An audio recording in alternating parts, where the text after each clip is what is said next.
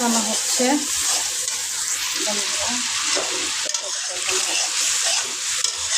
অনেকক্ষণ করতে হয়েছে।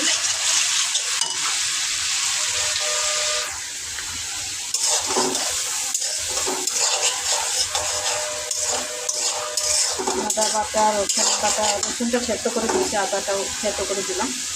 এখন লাউটা দিয়ে দিলাম, কষিয়ে নেব ভালো করে।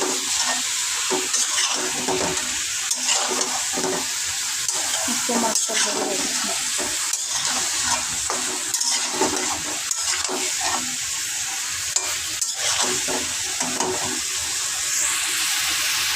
কষানো হয়ে গেছে বন্ধুরা,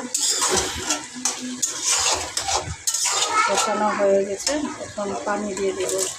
এখন থেকে যে অনেক পানি চলে এসছে, এই যে পেকে গেছে, একদম নরম হয়ে গেছে।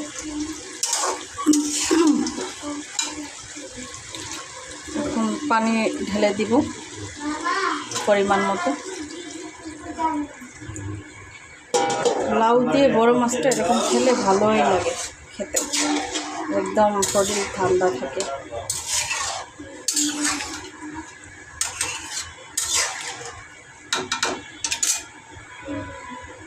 আসছে বন্ধুরা, এখন হচ্ছে মাছটা দিয়ে দিব, একে একে করে মাছটা দিয়ে দিব।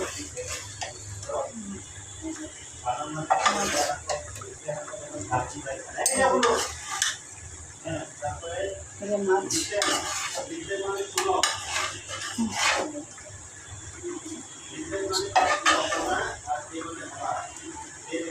মাছ দিয়ে দিলাম, মাছের মাথা দিয়ে দিলাম। আর এটা হচ্ছে আমাদের ট্রেডিশনাল খাবার বন্ধুরা, এটা খাড়ি রান্না করা লাউটাই আমরা কাঁচা মাছ দিয়ে রান্না করবো।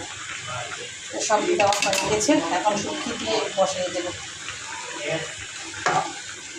তারপরে হচ্ছে সেখানে আমাদের রান্না করতে থাকি। যে বন্ধুরা মাছ দেওয়া তো হয়ে গেছে, আর 10 মিনিট রাখবো, এটা 10 মিনিট রাখার পরে উঠাই দেব। এই যে আমাদের ট্রেডিশনাল খাবার, এটা শুধু কাঁচা মাছ দিয়ে দিন আর তারপরে কাঁচা মরিচ, খাবার সোডা। আপনারাও এভাবে খেয়ে দেখতে পারেন, অনেক ভালো। আমি আজকে ঝাল বেশি দিয়েছি, ঝাল খেতে ভালো লাগবে এজন্য।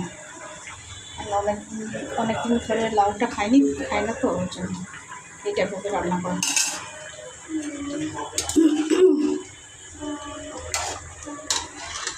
বন্ধুরা আমার রান্না হয়ে গেছে, এই যে লাউ দিয়ে মাছ রান্না ঝোল হয়ে গেছে।